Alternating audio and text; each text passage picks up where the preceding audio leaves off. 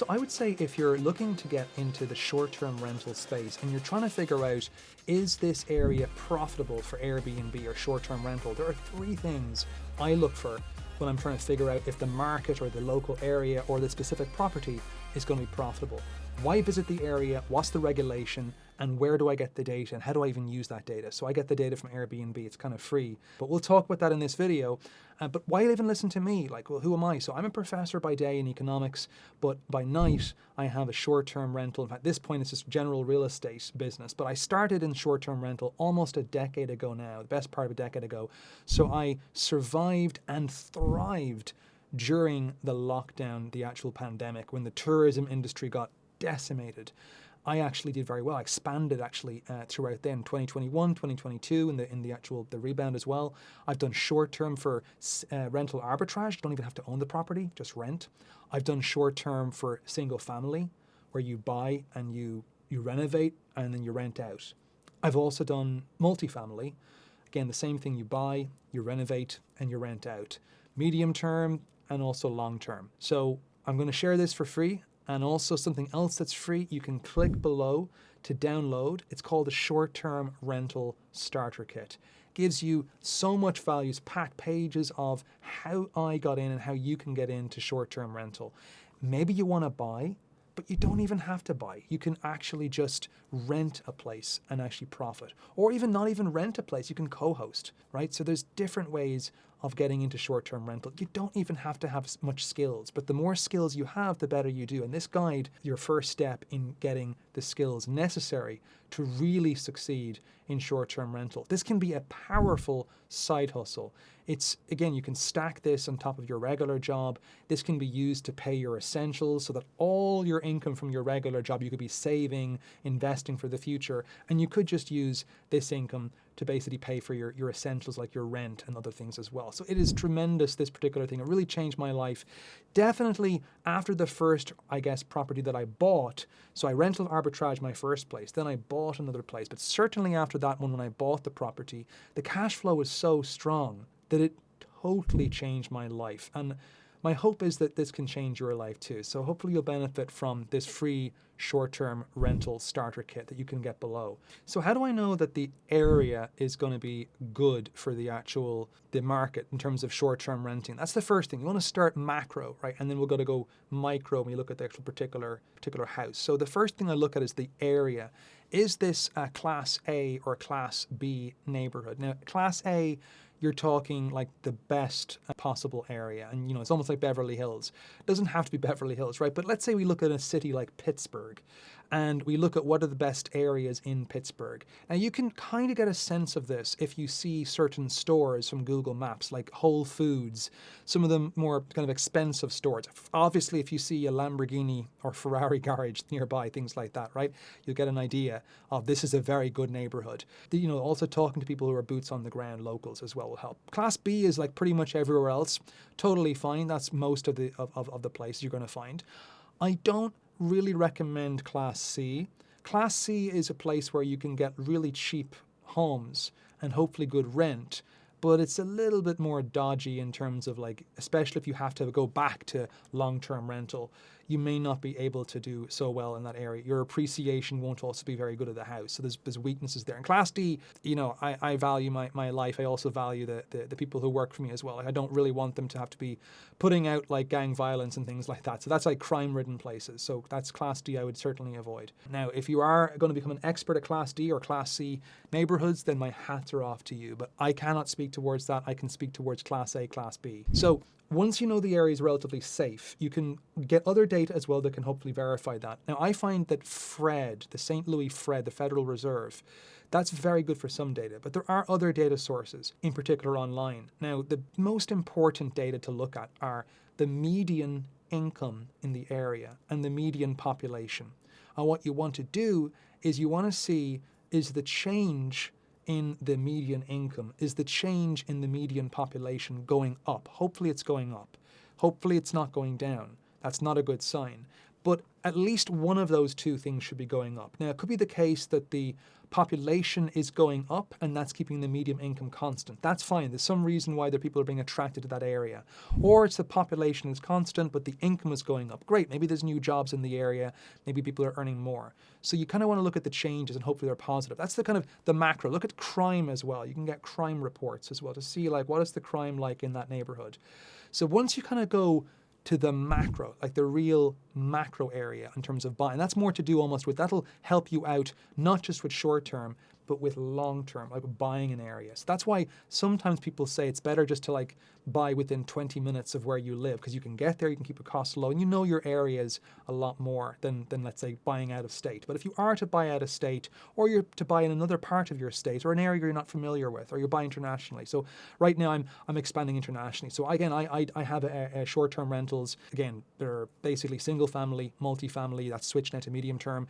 And I've also had like rental arbitrage. I still do rental arbitrage, but I also do a certain amount of co-hosting, and I have done stuff abroad. And right now I'm expanding my portfolio abroad in the short-term rental game. So you can do that. You can look at the macro. You can get an idea of the overall neighborhoods, right? In terms of, should I buy there? Because then you also want to see you want to look at conservative numbers for your long-term rental. And you don't want to buy in dangerous areas or areas that are not economically viable much more. So that's a kind of basic stuff. But in terms of the short-term specifics, you want minimum two reasons why people would visit that area. The more you can give, the more of a fortress, the moat around your fortress starts to look strong, right? Because if there's only one reason to visit an area, I'm going to talk about examples now. That's like my first big point. The first big takeaway is really try to get at least two reasons why someone would want to visit that area. So if it's like a beach and it's just for the summer months, then it's seasonal. If it's a ski resort and there's nothing happening outside of the winter months, then it's very seasonal. You can do that game, but just know that it's much more volatile. It's much more risk that you're taking on. And you really need to make sure that the good months are more than enough to pay for the bad months. But if there's something else that would drive people, now you can get any city. It could be Pittsburgh, New York, Philadelphia, Los Angeles, Chicago, Seattle, whatever it is you're looking at. A city or a main hub is going to attract people for obvious reasons, business. Now, there could be military visiting, it could be universities. Universities are a big thing. Parents are always visiting. That's a great reason to be in a place if there's a university area. Also, if there's hospitals, if there's events, like there's concerts that happen here every year that are big concerts or dramas. So at least two reasons why people want to visit. That's my number one thing. I'm always thinking when I'm looking at short term, like, why would anyone visit this? Oh, there's traffic. There's like the Wild Atlantic Way in Ireland, the west of Ireland. People are always traveling that area. It's summer months mostly, but you get some things in the winter, in the spring, and in the autumn particularly. But you want to see why are people going to this area. Like you can't, place in the middle of nowhere, good luck in terms of getting it rented. Middle of suburbia, middle of nowhere, it's not going to have the same appeal. You can potentially do it, but if you see, and you go on Airbnb and you see that there's nothing in that area to rent, it's not that you're going to be the next pioneer to discover gold. It's most likely that there's reasons why no one is actually Airbnb-ing in that area. So you don't necessarily want to be the pioneer and the first person in an area to do an Airbnb. Okay, it's not 2015 or 2010, right? It's now we're well into the 2020s at this point. So just look at those examples: universities, colleges, hospitals, cities, big businesses, corporations, etc. that are around that a lot of people are working in. Maybe it's a seaside, maybe it's a beach town, maybe there's other resorts. Music, maybe it's some of the places like in Tennessee or elsewhere that people are going there for the music. So that's your number one thing. Why would they go? And you want to look into that. That's the area, right? My number two thing that I look for, and really, this stops me. I would think about the area because you can kind of come up with the reasons, right? But then the next level, once I know, okay, people would actually come to that area, my number two thing is straight away, okay, is it legal? So an online search is your first thing, just checking out, okay, does this city even allow, or does this town, or does this township, or does this county allow? And it could be, place by place. Sometimes there's regulations that can help, that at least there's, what you're getting into. Sometimes there's not. So you can do, and you can contact local officials, look up where the township building is. They're earning dollars, they're getting paid to represent. So you can ask them about the guidelines in the area. And sometimes it's as simple as getting rental license. Now, there can be caps, like the amount of rent you can charge. That's usually for more long term. There can be also a minimum number of days, and that happens, let's say in Ireland, we have like areas that are rent pressured zones, and you have to see if it's rent pressured, then good luck trying to do Airbnb. But if it's not rent pressured, then it's much easier. You can do Airbnb.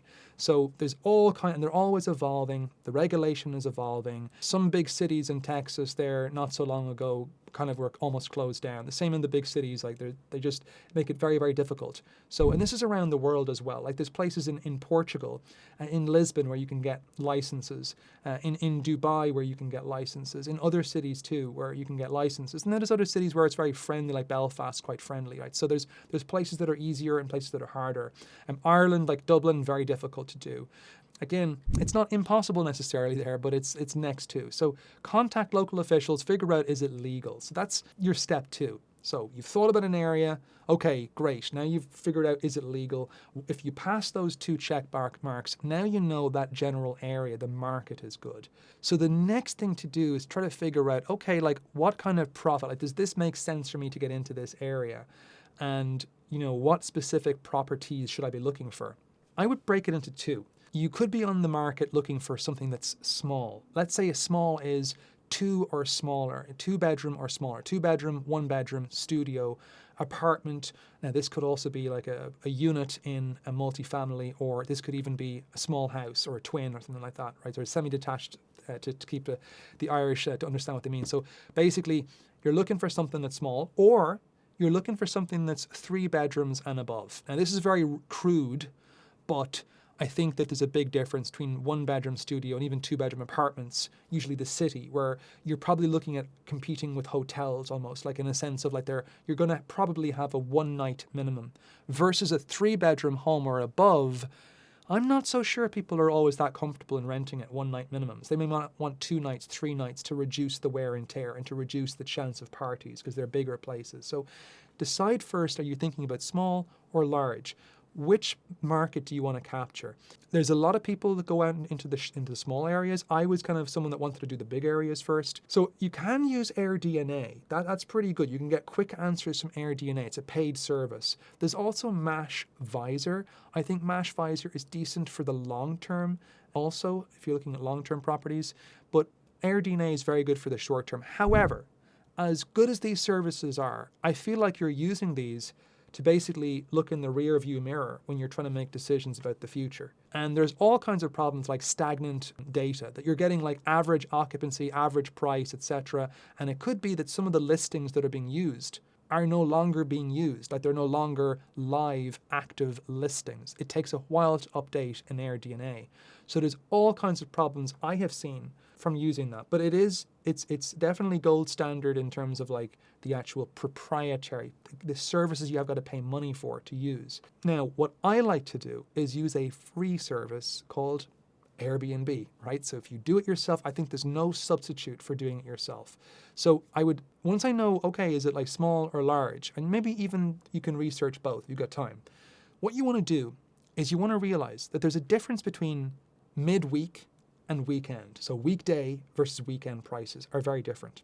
Weekday, less demand. Weekend, more demand. So the price should increase to reflect the weekend. So if you're looking at, let's say, 1-bedroom, studio, maybe even 2-bedroom, smaller places, you might want to put in 1 night. So go onto Airbnb, search an area, maybe Monday night or Tuesday night, right? And have a look at what those nights are like, or Wednesday night, right? They're kind of your midweek prices.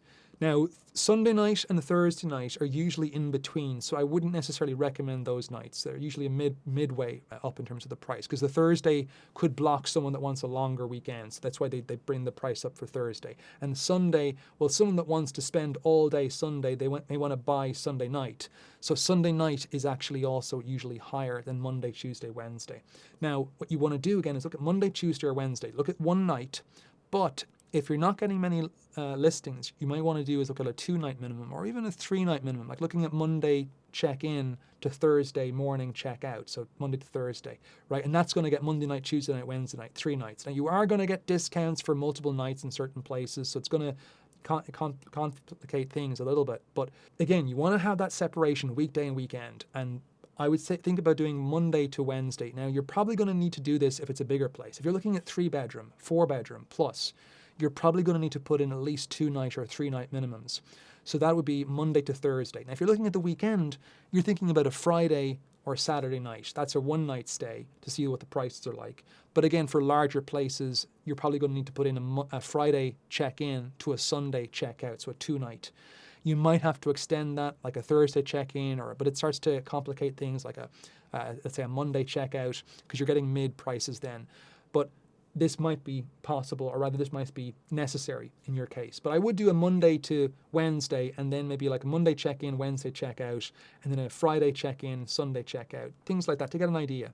You're going to see the prices by looking through the actual various listings that pop up. You're going to take a spreadsheet for each listing you see. You're going to write in the link to the listing and the name of it. You're going to put in the number of beds, the number of guests, and also the number of bedrooms, and also the number of bathrooms, right? So guests, beds, bedrooms, and bathrooms. So it could be that there's like 10 beds, or rather it could be that there are 4 beds, but there's 2 bedrooms. And it could be that it's capable of 8 guests, like things like that, right? So it could be something crazy like that. You just have to look and compare. You'll also see the listing as well. You'll get much better understanding of like why these listings are more expensive than others. Whereas AirDNA, you don't really see that data. Whereas with the Airbnb, you can see where they're good photographs. Is the copyright good? Like the way that they've written up the writing for the ad, has it been filled out? Like, does it actually sell you on the product? Like versus other listings that are maybe not getting the same thing. Are the prices different? You'll also get a general idea of the occupancy. You can look like the next few weeks, like the 1 month. Now it'll change of course over that month because places get booked last minute. But the bigger places, less so. So if you're looking at 3-bedroom plus, you can kind of get an idea of what the occupancy is like when you've seen enough listings. Now, again, this is where AirDNA can be quick and easy, but you will get more accurate data from just looking at Airbnb itself. And you will really see, and yeah, again, you can use VRBO, but you can save your time and just look at Airbnb, because Airbnb has the majority of the bookings are on Airbnb. That is like the eBay, so to speak, right, of this world. It's huge. At the Amazon as well, right, this world. So it's huge in terms of the short-term rental. So you can get an idea of the occupancy by looking at a week ahead, a month ahead, etc. And you'll see like, oh, this place is booked, this place is empty. You'll get some general idea and an overall idea of the place. So once you've kind of had a basic look, now you're spreadsheeting it at this point. You're jotting every listing in, you're putting it in. Even having 3 or 4 or 5 listings is a good start. Getting to 10, brilliant, right? And it depends on your area, it depends on how big the area you're looking in your map is, how many Airbnbs are available. You might have to go ahead. I recommend usually going ahead about a month or two, like a month or two out, because that's usually when they put their prices up, right? So it's otherwise, like within a week, like if you're looking at tomorrow's price, someone has probably slashed it really cheap. So you're not getting a good idea of what the real price is, because they're slashing the price to just make sure that they get the booking last minute, because there's less people looking last minute. But over a month, they've got a month to fill the night that's a month ahead. So you kind of want to look about it 5 weeks out. You'll see a lot more listings that are available and free a month from now or 2 months from now.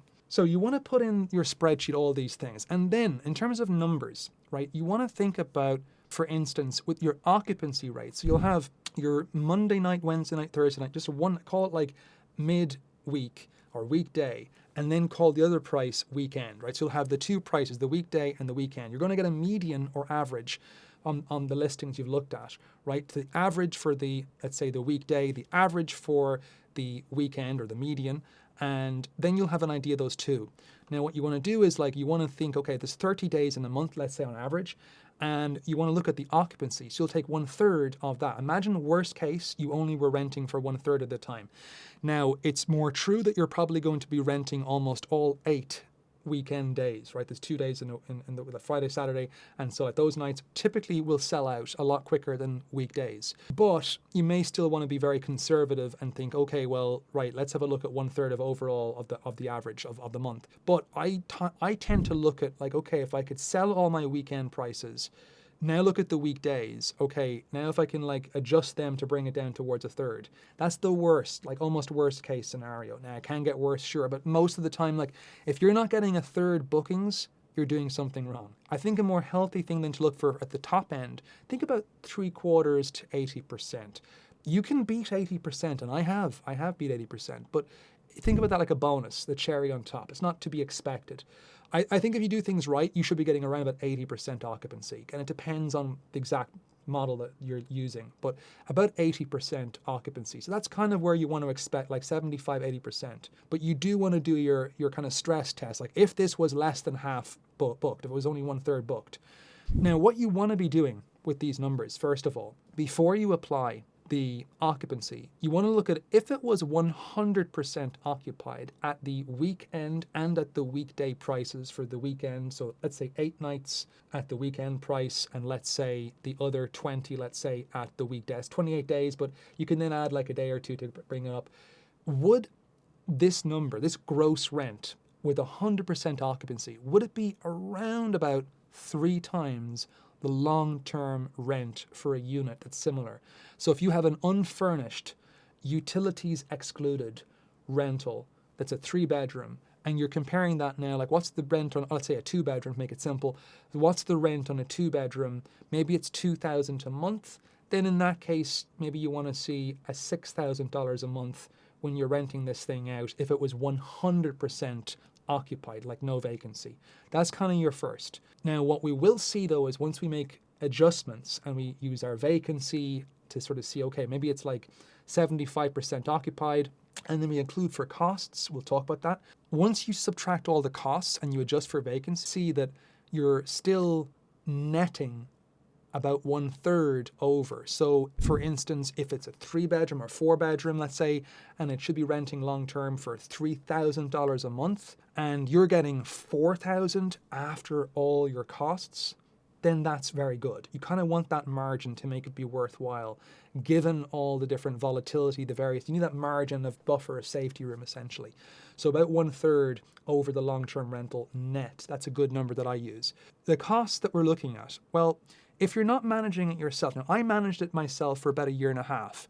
If you're not managing it yourself, you want to factor that in. So it could be 10% on the low end. If you're below 10%, kudos to you. I don't know who you have working. They're probably just virtual assistants and they're just remote managers. So it's not probably that amazing. 10%, you're probably getting a mixture. Either it's in person, they're probably doing medium term, or it's most likely mostly remote, hands off. Even 13, 15%. As you get to 20%, that's usually boots on the ground, and it goes all the way up to 30%, 25%. Now, people do charge more depending on the property, the turnover, etc. I do feel you're getting ripped off around about 30% plus. There may be certain things they're doing that are excellent, but I would kind of question, like, why are you giving that much away? Like, why 30%? Like, especially if you've got a bigger portfolio and, you know, you're taking the risks on by owning the property or by rental arbitraging the property. If you've got a co-host or something that is charging you 30% plus, they need to prove that they're that exceptional, because I know people that charge less and do an insanely good job for full boots on the ground management.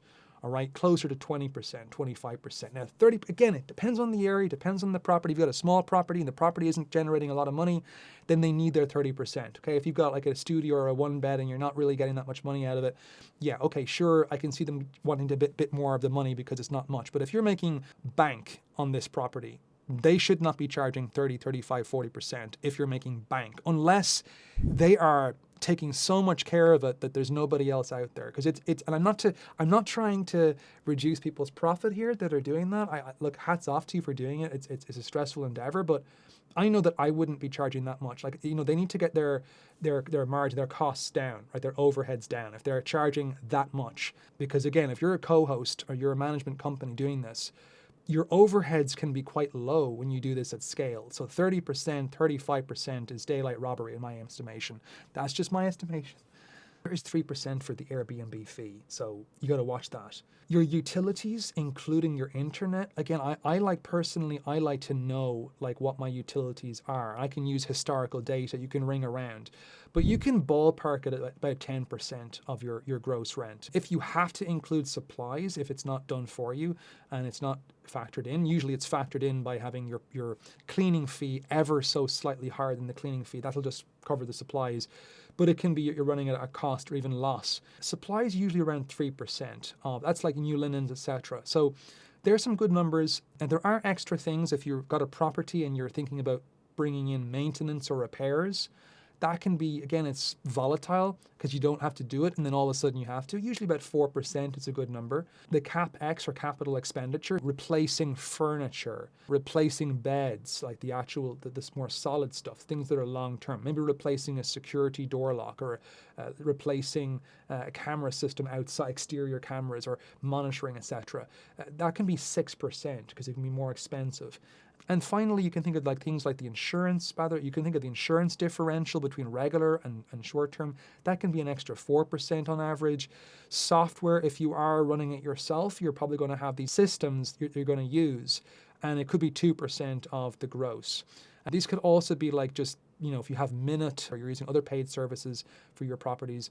Also cleaning, if you're doing cleaning and the cleaning itself is not included in the rent, because usually you want to be actually having a cleaning fee. But if you're absorbing it yourself, consider about 8 to 15%. But it really varies because it's really per turnover. It's not like per night. So if you're getting longer stays, it's going to be a much smaller percentage. If you're getting week stays and 5-night stays, it's going to be much smaller. Whereas if you're getting 1 day, 2 day stays, it's going to be closer to 15% and even higher, right? I would say it's even higher than 15%. And again, the utilities too, as I said, I mentioned utilities, including the internet, they could be 10%. But look, if you're living in the cold time of the year, you could be paying a lot more. Other times of the year, you could be paying a lot less. There's also lodging tax, like hotel tax in certain areas that you must remit. I think VRBO and Airbnb currently remit on your behalf, but you must usually remit this tax yourself to certain areas. And utilities, again, these things can all change. So typically, I don't like to include the maintenance and repairs, the capital expenditures, the insurance differential. I don't really consider the software that much. I have already accounted for the cleaning. I'm not looking at lodging, but I do look at the other things. So when I looked at everything else, like the management fees, the utilities, supplies to a certain extent, and because the cleaning is taken care of, when I net these out, that's where I like to see my 1/3, okay? Because things can come down if you're really including maintenance, repairs, capital expenditures, insurance differentials, software. They're much smaller, but if you do take your gross rent, adjust it for vacancies, adjust it for these costs, apart from like repairs, capital expenditures, software, insurance differentials, cleaning taxes, things like that, it should still be 1/3 above the gross rent. Because look, don't forget, if you have gross rent in long-term rental, you're going to have maintenance and repairs, you're going to have capital expenditures, you're going to have other things as well. So really, I don't like to take those things into consideration, even though they're slightly higher in short term. So hopefully this was helpful to figure out, again, if your gross rent is about fully booked, is about 3 times the actual long-term rent, then you're on to a starter. And if your net rent from short term is about 1/3 above the long-term rental, when you account for the vacancies with short-term, and when you account for things like utilities, that you're actually paying the utilities, obviously, you the landlord or owner, you're paying for management fees, these kind of things, then it should be 1/3. So again, if it's $3,000 long-term, I want to be seeing $9,000 if I was fully occupied, which is unrealistic. But I want to be seeing $4,000, so $3,000 long-term, I want to be seeing $4,000 if I look at vacancies and I look at all these regular fees that I'm paying. So I hope that was helpful. Again, if you're getting into short-term rental, which can really help you, I think the why, like why would someone visit? Is it allowed, the regulation? Do the people allow doing this? Is there an income cap or something like that? Because that can affect people as well, like rent cap. In Ireland, we have things like rent cap or certain ceilings in certain cities that have rent ceilings. And also, is it allowed, the actual short-term rental? Is it banned or not banned? Or what's the actual permitting requirements? Make sure you keep above that. And also the data is totally free. I really recommend the Airbnb data. That's how I do it most of the time. And you get much richer data. You have to put the work in up front, but you get better returns, in my estimation, my experience. So you look at the cash flow that you're getting relative to the long-term rental by using this data. So that should help you guys immensely. And something else that should help you is the short-term rental starter kit that you can get below. You can click below. It's totally free, 100% free. You can download it, no strings attached. And it's my way of giving back in terms of helping you out, right? In terms of encouraging you. And if I can help a few of you, the more the better, right? This community we're kind of building here. So again, It shows you everything that you need just to get started into short term. It's good to just start from, again, you don't need to have, multiple properties. You don't need to have, go out and do big properties, do large properties, do multiple at the same time. You just need to start like one foot in front of the other, just one property at a time. So let's build your wealth one property at a time, and I'll see you in the next one.